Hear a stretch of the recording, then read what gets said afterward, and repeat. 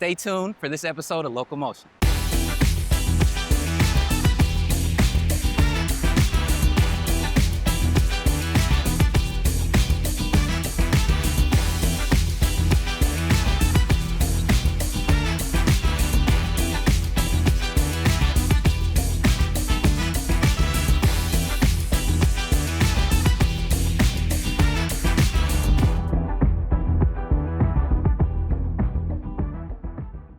Welcome to LOCALMOTION. I'm Doug Morris, and we're here in Broad Ripple on the Monon Trail, just north of the Broad Ripple Arts Center. The Monon Trail is a main thoroughfare through Indianapolis that starts at 10th Street and runs through Carmel and beyond. We've got some really exciting segments for you. Stay tuned for this episode of LOCALMOTION.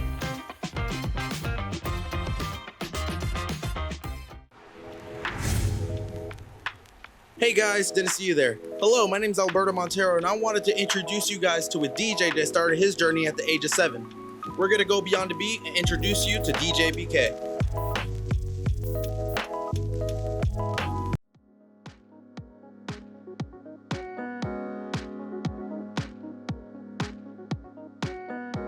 My first gig was at Pure Eatery. I was 8 years old, and I just remember the crowd going nuts to a diaspora of music, seeing people dancing, having fun. I knew I want to take this like a job.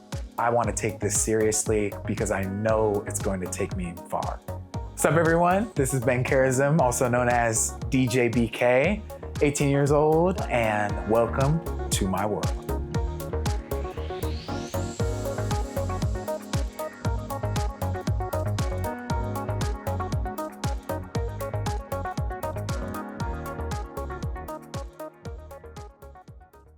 Believe it or not, I knew music was something special for him when he was a toddler. Ben would always be moving to the beat. Like, I remember asking him when he got older, like, have you always had a beat in your head? And he said yes. My mom and my dad are my #1 fans in life. Their support in me from day one has allowed me to champion my success behind the turntables and overall in life. And we just kept giving him things that kind of fed the passion and the interest. And I found out there was a DJ school in Broad Ripple. I called them and said, how old is your youngest student? The owner had said, well, we've got a couple of kids in high school. And I said, I have a really mature 7-year-old who really likes music. And he said, well, bring him in. I remember the ceilings being so tall because I was short, and then walking up the stairs to room 1 where I did all my lessons for a year. I did my best to listen and participate actively. And he went in for that first lesson and he took to the decks like a natural. Like I think we were there for like over an hour. And I remember Nick saying, he'll be fine, sign him up. From that moment, I knew that this was different for him. I remember it like it was yesterday. I took a big picture right outside Decademics with this big grin on my face, knowing that this could be a really, really start passion in my life, a start to passion, yeah. Yeah, obviously, I still get nervous. I mean, when I'm DJing the NBA Finals, and even though I've prepped a set for a whole week beforehand here in the studio, when I walk down on the court and I see all these celebrities walking around and the entirety of the music is up for me, but I try to stay grounded. Ibiza is definitely my spiritual home. I absolutely love it over there. It's like house music mecca. The opportunity came along during COVID originally. My gigs get shut down, so I taught myself how to make music and how to live stream. And I turned to radio, so Ibiza Stardust Radio. I had scrolled enough to the point on Instagram one day saying, house DJ, send us your special Ibiza mix. So I sent in a house mix, not expecting much. And a couple weeks later, they asked me to be a resident DJ on the radio station. I'm having fun, I'm live streaming, and then they invited me to come and perform for their residence party. I was 15 years old. The next thing you know, we're on Iberican Peninsula and having the time of our life.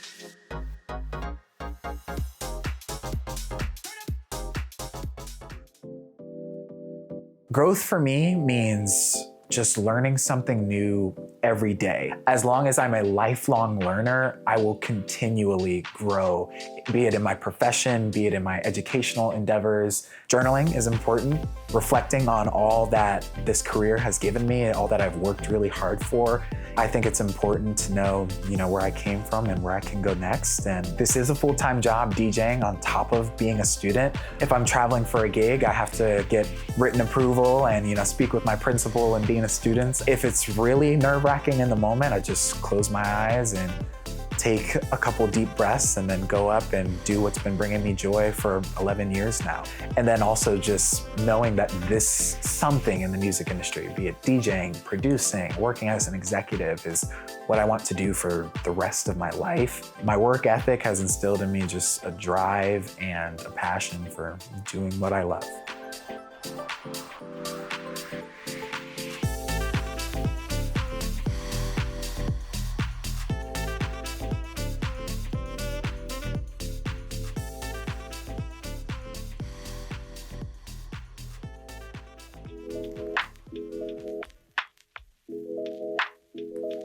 Looking for lunch, looking for brunch, Hoagies got you covered.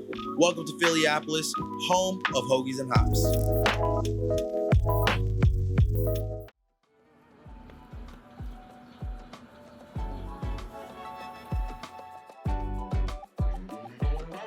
Where I'm from, hoagie spots and shops almost on every other corner where kids and families can just walk on over. And I want, a lot of the kids in the neighborhood to kind of get that same feeling I used to have.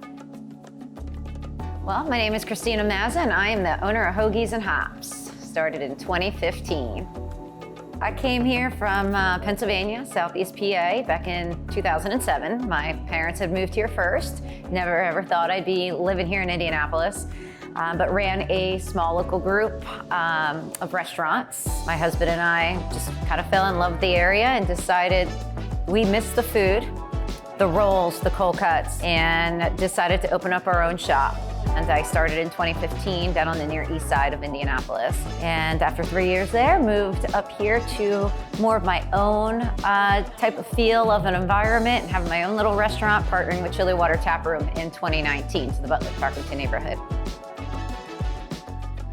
Okay, so I'm originally from Pottstown, Pennsylvania, about 45 minutes or so outside of Philadelphia. Went to Penn State and, went for hotel, restaurant, and institutional management. I actually thought I'd be running a casino someday because I used to go to Atlantic City with my folks all the time. Once I started getting into my internships at Penn State, I got into restaurants and it stuck, and I ran a couple restaurants out there, moved out here and just kind of kept it going. Moving out here to Indiana wasn't necessarily a big thing. I mean, they bring it out here, but I love also bringing these snacks that I grew up with.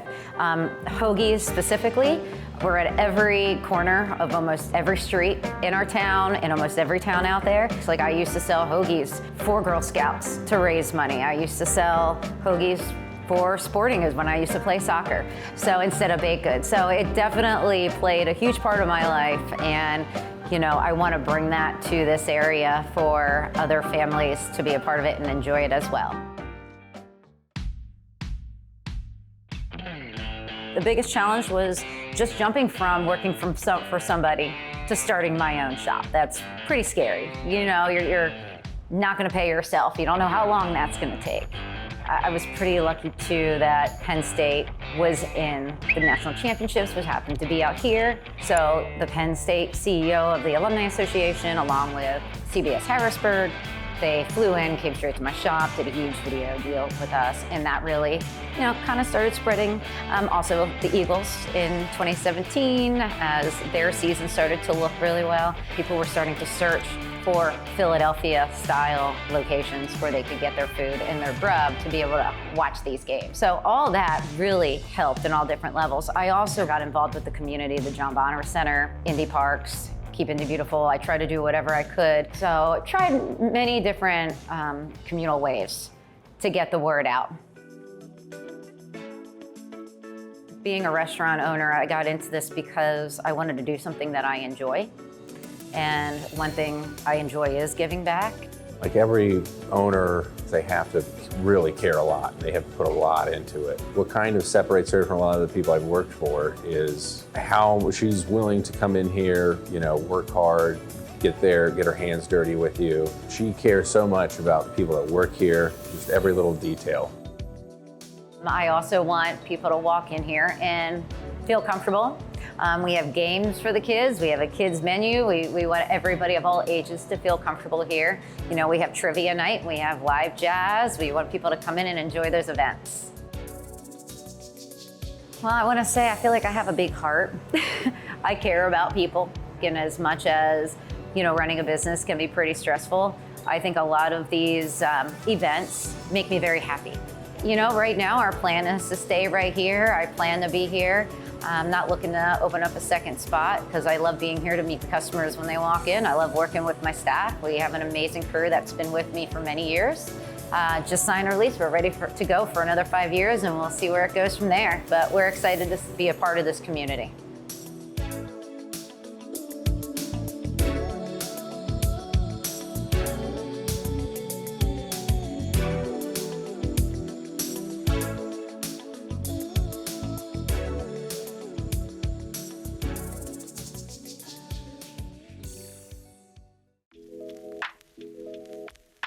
Oh, hey there again.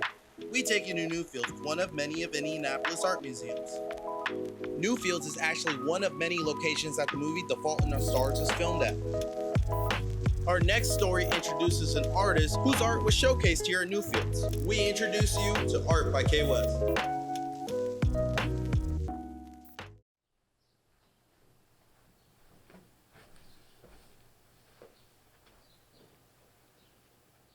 Hey, my name is Kevin West, and I'm a representational oil painter. We're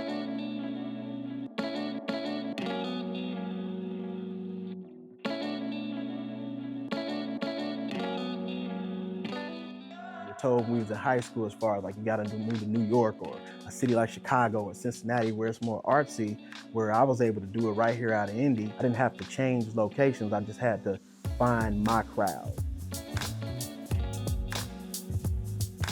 The idea of what I do really stems from my childhood experiences. Growing up as an inner city kid, I always had a desire to show young inner city youth in a more positive and a more vibrant light than what society tends to look at us as. So being able to, just kind of shed a light on my community through my work, especially the youthful side of it, is pretty much like the signature of what my work is today. I went to Manual High School, and I had an art teacher by the name of John Haynes, who was also, I think he was like an assistant football coach. And some of those hard-nosed principles that he would have, like with the quarterback and anybody else, he also brought some of that to the classroom. At the time, I didn't really realize how important it was that he was challenging us and putting us in all these art competitions and different things like that. And then it wasn't until I think it was like my sophomore year, entering into like this national violin competition, painted a picture of a violin, and I ended up winning Young Artist of the Year in Indiana. And I think that was the moment where I realized that creativity was something that I wanted to do. So most of the series that I do have been drawn from something emotional from my childhood. When you fall and scrape your knee, getting back up and just having those childhood memories of like, being hurt, but understanding that, the pain from that hurt may be what makes you learn how to ride your bike, because now you don't want to fall, you know what I mean? So I just try to put that on the canvas in a way that the viewer will also tap into their childhood and their memories as well. It wasn't really until later in life that I figured out that this was something I could do as a career though. Growing up in the 90s, it was kind of like, yeah, art is cool, but you ain't gonna make no money off that. I've left my full-time job to pursue my career as an artist at least 6 times. Every time I've gone back to my full-time job in corporate America, there was just something in my spirit that would tug on me to create. I've always said that if I could figure out a way to sustain my family financially with this gift that God's blessed me with, that's my why. Not that I just paint for financial gain. It's a desire that just, like I said, that just stems from me wanting to be in this atmosphere of creating at all times. I know how hard it is to work a full-time job and also try to be a creative and also try to juggle a family and so forth and so on.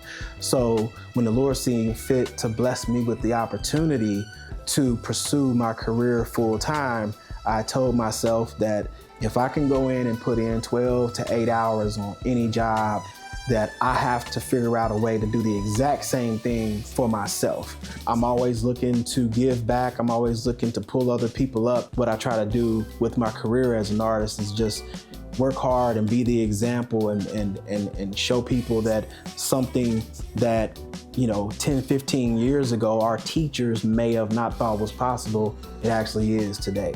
I think that it's important that as artists, we're authentic to who we are and we're authentic to the times that we're in. But if it's a dark time going on, what I hope my work does is bring joy to whatever that moment is.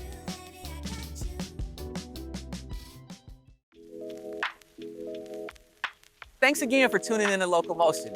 Make sure you like, comment, and subscribe. And also hit that notification button. And we'll catch you on the next episode.